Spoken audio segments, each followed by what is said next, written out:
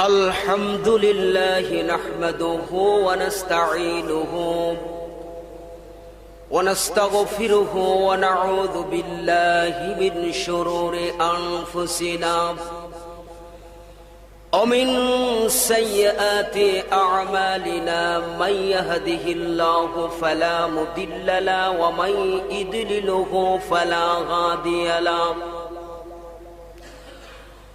ونشهد أن لا إله إلا الله وحده لا شريك له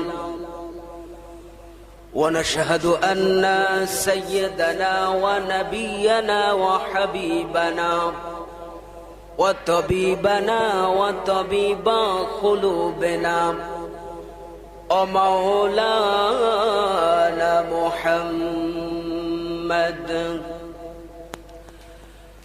الذي أرسله بالحق بشيرا ونذيرا وداعيا إلى الله بإذنه وسراجا وقمرا منيرا فقد قال الله تعالى في كلامه المجيد والفرقانه الحميد أعوذ بالله من الشيطان الرجيم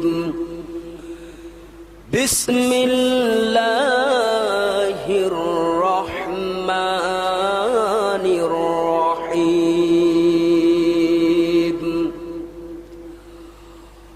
وعد الله المنافقين والمنافقات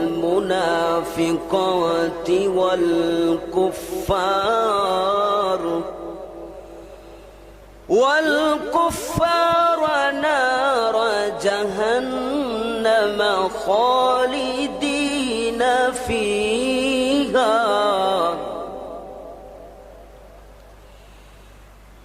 هي حسبهم لعنهم الله ولهم عذاب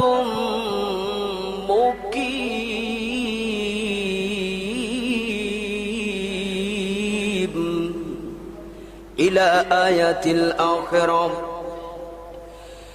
بسم الله الرحمن الرحيم. ما كان محمد أبا أحد ما كان محمد أبا أحد من رجالكم ولكن رسول الله وخاتم النبيين وكان الله بكل شيء عليما. إن الله وملائكته يصلون على النبي يا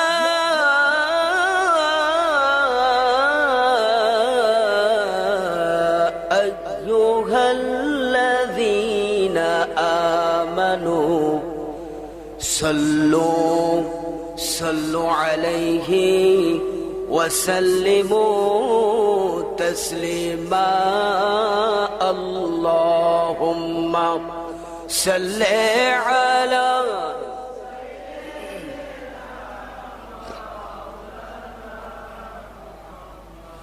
وعلى آل سيدنا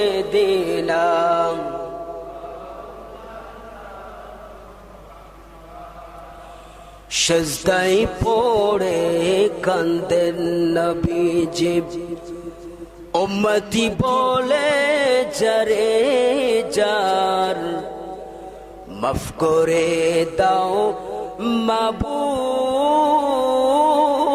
আল্লাহ উম্মত আমার গুনাহগার আল্লাহুম্মা সাল্লি আলা সাইয়্যিদিনা মাওলানা মুহাম্মদ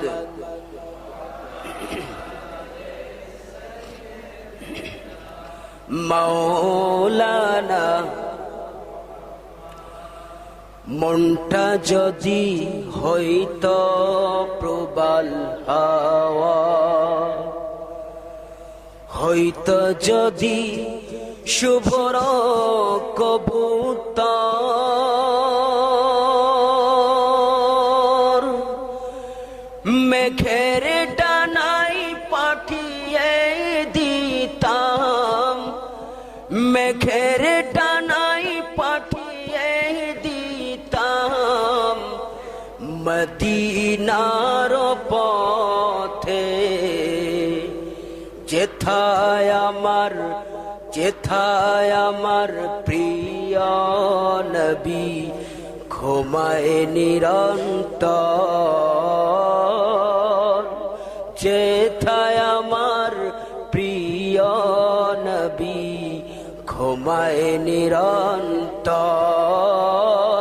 আল্লাহুম্মা সাল্লি আলা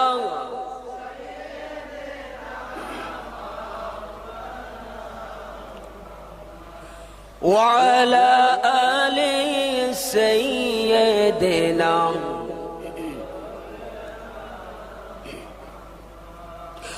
सजदों के बदले फिरदौस मिले, सजदों के बदले फिरदौस मिले, इबादत है मुझे मंजूर नहीं,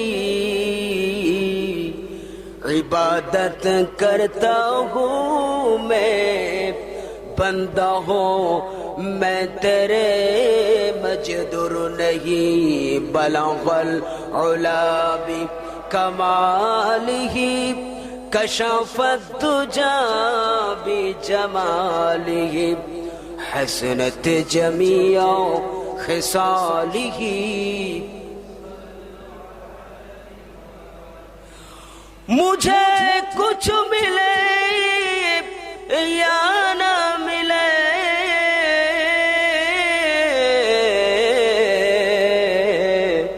मोहम्मद मिले यानी वो शय जिससे अल्लाह मिले।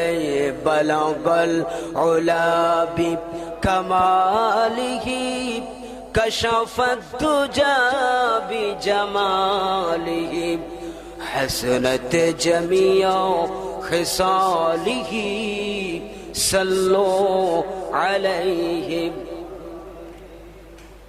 আলহামদুলিল্লাহ, আমরা সর্বপ্রথম মহান আল্লাহ সুবহানাহু ওয়া তাআলার পবিত্র আলিশান দরবারে সবটুকু প্রশংসা জ্ঞাপন করি যে মহান আল্লাহ সুবহানাহু ওয়া তাআলা আমাদেরকে আজকের এই সময়ের ব্যস্ততাকে পিছনে ফেলে আজকের এই বার্ড হেভেন টু দ্য জান্নাত, এই জান্নাতের বাগানের মধ্যে আসার এবং বসার তৌফিক দান করলেন। হুজুরে আকরাম সাল্লাল্লাহু তাআলা আলাইহি ওয়াসাল্লামের সাদাকায়, তার ওসিলায় সেই মহান প্রভুর নিকট, সেই মহান সৃষ্টিকর্তার উপর আমরা প্রশংসা জ্ঞাপন করি যে মহান আল্লাহ সুবহানাহু ওয়া তাআলা আমাদেরকে এখানে আসার এবং বসার তৌফিক দান করলেন।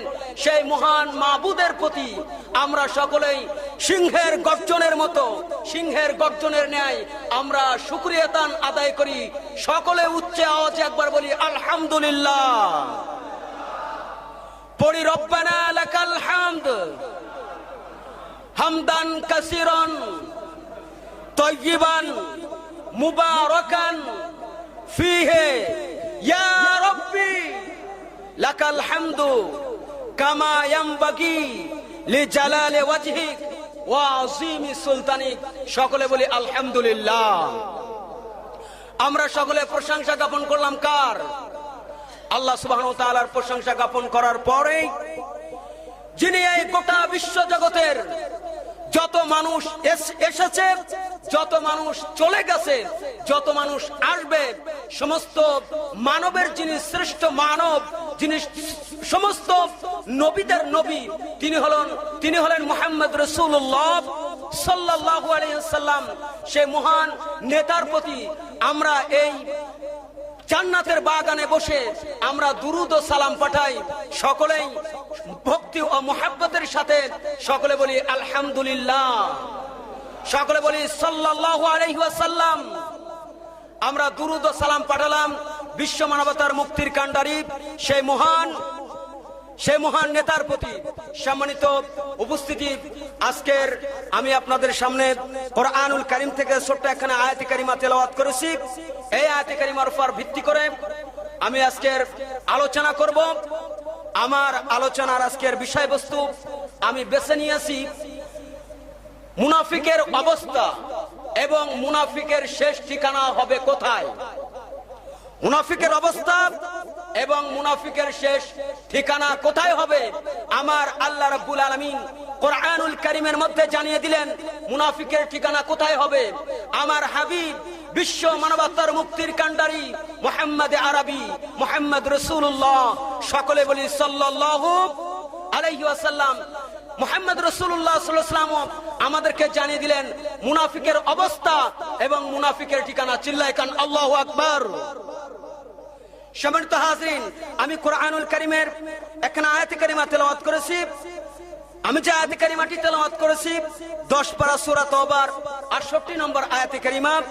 আমি যে সূরাটি তেলাওয়াত করেছি এই সূরাটির মধ্যে যে আয়াতে কারিমাটি তেলাওয়াত করলাম এই আয়াতে কারিমাটি রয়েছে সূরা তওবার মধ্যে।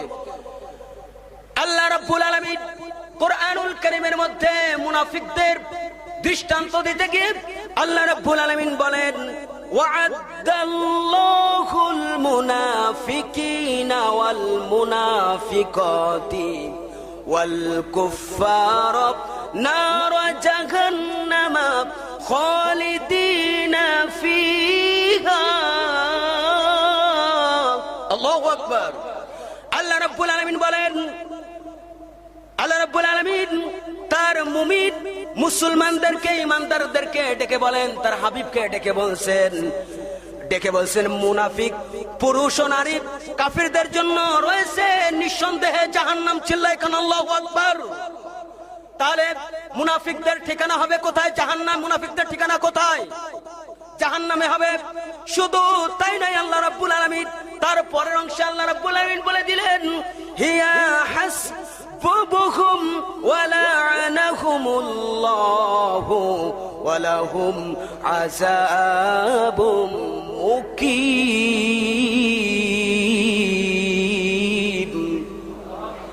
আল্লাহ রাব্বুল আলামিন বলেন, আর এই মুনাফিকদের আমি লানত দেই, অভিসম্পাদ দেই, তাদেরকে আমি ভৎসনা করি।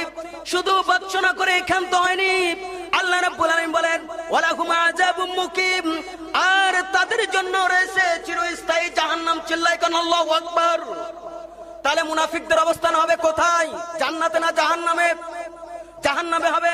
শুধু তাই নয়, আবু আব্দুল্লাহ মুহাম্মদ ইসমাইল ইবনে ইব্রাহিম ইবনে মুগীরা আল বারদিসবাগ আল জুফি আল ইয়ামানি রাহিমাহুমুল বারি, উনি উনার বিখ্যাত গ্রন্থ জামে সহিহুল বুখারীর মধ্যে, বুখারী শরীফের মধ্যে, এমনকি ইমাম মুসলিম রাহমাতুল্লাহ আলাইহি, হাজ্জাজ ইবনে মুসলিম রাহমাতুল্লাহ আলাইহি তার মুসলিম শরীফের মধ্যে উনি উল্লেখ করেন প্রথম খণ্ড 25 পৃষ্ঠার 2459 নম্বর হাদিস, আবার 3178 নম্বর হাদিসের মধ্যে মুনাফিকদের দৃষ্টান্ত দিতে গিয়ে বলেন মুনাফিক যারা প্রকৃত মুনাফিক হবে, যারা কারেক্ট মুনাফিক হবে, নির্বেজাল মুনাফিক যারা হবে, তাদের চিহ্ন হচ্ছে চারটি। কয়টি? চারটি চিহ্ন। ইমাম বুখারী রাহমাতুল্লাহ আলাইহি তিনটি বলেছেন। ইমাম বুখারী আবু আব্দুল্লাহ মুহাম্মদ ইসমাইল বুখারী রাহমাতুল্লাহ তিনটি বলেছেন, এবং ইমাম মুসলিম রাহমাতুল্লাহ আলাইহি তার সাথে আরো একটি যুক্ত করেছেন। সেটি হলো, ইমাম বুখারী বলেন মুনাফিকের প্রথম আলামত, প্রথম চিহ্ন হলো সে আমানতের খিয়ানত করে। আল্লাহু আকবার। আমানত যদি তার কাছে রাখা হয়, সে কি করবে? খিয়ানত করবে। তার কারণ সে হচ্ছে মুনাফিক, প্রকৃত মুনাফিক। এবং ইমাম বুখারী রাহমাতুল্লাহ আলাইহি দ্বিতীয় নাম্বার যেটি বললেন মিথ্যাবাদী হচ্ছে সবচেয়ে শ্রেষ্ঠ মুনাফিক। চিল্লায় কেন আল্লাহু আকবার। মুনাফিকদের সম্পর্কে আল্লাহ রাব্বুল আলামিন কোরআনুল কারীমের মধ্যে বলেন যে ইন্নাল মুনাফিকুনা ফিদ দারকিল আসফালি মিনান নার। মুনাফিকদের ঠিকানা, মুনাফিকদের অবস্থান হবে জাহান্নামের একেবারে সর্বনিম্ন একটা স্তরে। চিল্লায় কেন আল্লাহু আকবার। মুনাফিকদের অবস্থান কোথায় হবে? জাহান্নামের একেবারে তলায় হবে। সম্মানিত হাজরিন, এই মুনাফিকদের দৃষ্টান্ত দিতে গিয়ে ইসমাইল বুখারী রাহমাতুল্লাহ আলাইহি উনি বলেন আরো একটি তাদের চিহ্ন রয়েছে। তারা হলো ওয়াদা ভঙ্গকারী। তারা হলো কি? ওয়াদা ভঙ্গকারী। এবং তার সাথে আরো একটি যুক্ত করলেন ইমাম মুসলিম হাজ্জাজ আল কুশাইরি রাহমাতুল্লাহ আলাইহি তার জগৎ বিখ্যাত গ্রন্থ জামে মুসলিমের মধ্যে, সহিহ মুসলিমের মধ্যে 3198 নম্বর হাদিসের মধ্যে উনি উল্লেখ করেন, মুনাফিক, প্রকৃত মুনাফিক, এর মধ্যে কোনো সন্দেহ নাই। এই মুনাফিক হচ্ছে যখন ঝগড়া করে, কথায় কথায় যখন ঝগড়া করে, কথাবার্তা নিয়ে, তখন সে গালিগালাজ করে। নাউজুবিল্লাহ বলি। সে কি করে? গালিগালাজ করে। তাই প্রকৃত মুনাফিক চিনতে হলে তাকে চিনতে হবে যখন সে দেখবেন উত্তেজিত হয়ে যখন সে মানুষের সাথে ঝগড়া করে, তখন সে কি করবে? গালিগালাজ করবে। কি করবে? গালিগালাজ করবে। তাহলে আমরা মুনাফিকের আলামত পাইলাম কয়টি? চিল্লায় কোন কয়টি? চারটি। এই মুনাফিকদের অবস্থান হবে কোথায়? জাহান্নামের একেবারে তলদেশে। এখন আপনাদের কাছে প্রশ্ন, সেটি হলো, আমার যখন মা চাচিরা যখন রান্না করে, এই রান্না করার সময় চুলার মধ্যে যে আগুন থাকে, এই আগুনের উপরে বেশি তাপ হয় না তলায় বেশি তাপ হয়? তলায় সবচেয়ে বেশি তাপ হয়। সবচেয়ে তাপ কোথায়? সবচেয়ে তলায় হচ্ছে তাপ। তা আল্লাহ সুবহানাহু ওয়া তাআলা দৃষ্টান্ত দিচ্ছেন, মাসাল দিচ্ছেন, উদাহরণ দিচ্ছেন যে মুনাফিকদের অবস্থান হবে জাহান্নামের তলদেশে। তার কারণ তাদের সবচেয়ে আযাব হবে। তাদের সবচেয়ে কি হবে?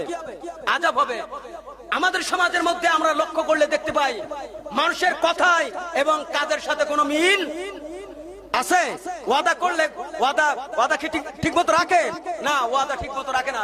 শুধু তাই নয়, আল্লাহ রাব্বুল আলামিন কোরআনুল কারীমের মধ্যে এই মুনাফিকদের সম্পর্কে আল্লাহ রাব্বুল আলামিন কোরআনুল কারীমের মধ্যে জানিয়ে দিচ্ছেন যে হাবিব, আপনি শুনে রাখুন, এই মুনাফিকদের বিরুদ্ধে আপনি যুদ্ধ ঘোষণা করুন।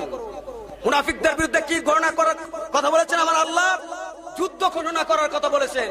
আজকের সবচেয়ে দুঃখের বিষয়, সবচেয়ে পরিতাপের বিষয়, সেটি হলো আপনারা তো সাধারণ মানুষ, আমাদের মতো এরকম লম্বা পাঞ্জাবি, মাথায় টুপি, বড় জুব্বা, অনেক বেশ, তারা কোরআন হাদিসের কথাগুলো তারা গোপন করে। এরাই হচ্ছে সবচেয়ে বড় মুনাফিক। ঠিক কিনা বলুন? দেখুন, তাদের সম্পর্কে আল্লাহ রাব্বুল আলামিন কোরআনুল কারীমের মধ্যে স্পষ্টভাবে জানিয়ে দিচ্ছেন। কি?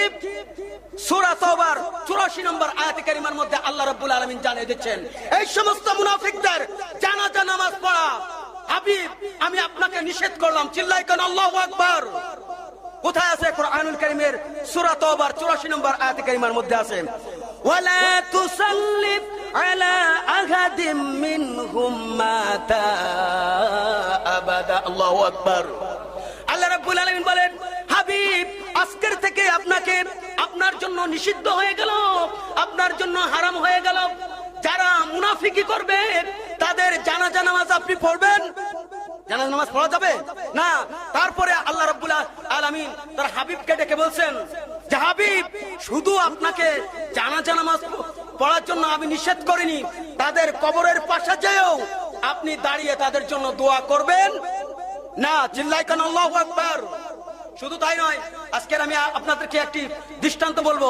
এই আয়াতে কারিমা কি কারণে নাজিল হলো? এই আয়াতে কারিমা কি কারণে নাজিল হলো শোনার দরকার আছে না নাই? আল্লাহ রাব্বুল আলামিনের হাবিব 23 বছর জীবনে এই ইসলাম, এই কোরআন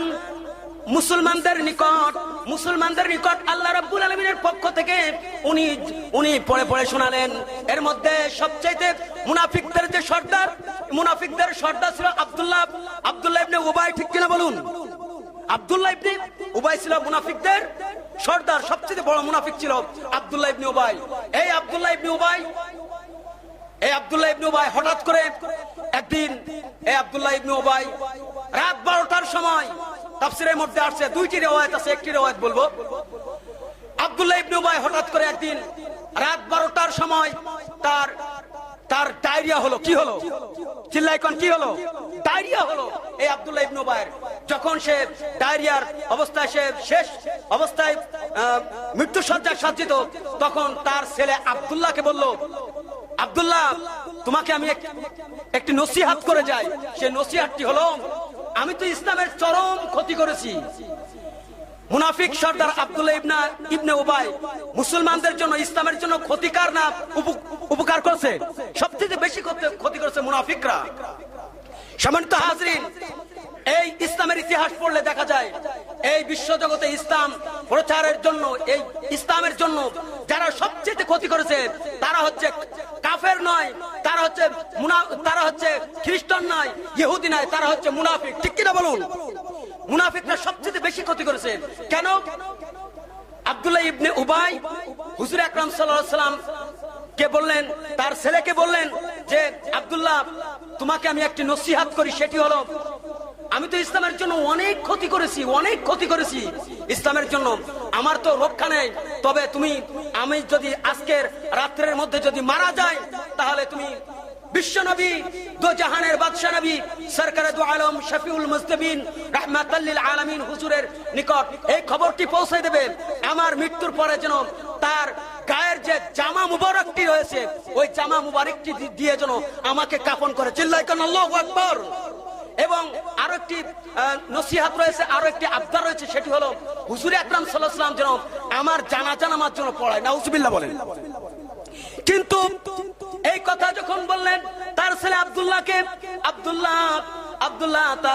আব্দুল্লাহ ইবনে উবাই মৃত্যুবরণ করার পরে তার ছেলে আব্দুল্লাহ চলে গেলেন মুহাম্মদ সাল্লাল্লাহু আলাইহি ওয়াসাল্লামের নিকটে। মুহাম্মদ সাল্লাল্লাহু আলাইহি ওয়াসাল্লামের নিকটে যে বললেন, হুজুর, আমার আব্বা দুইটি আবদার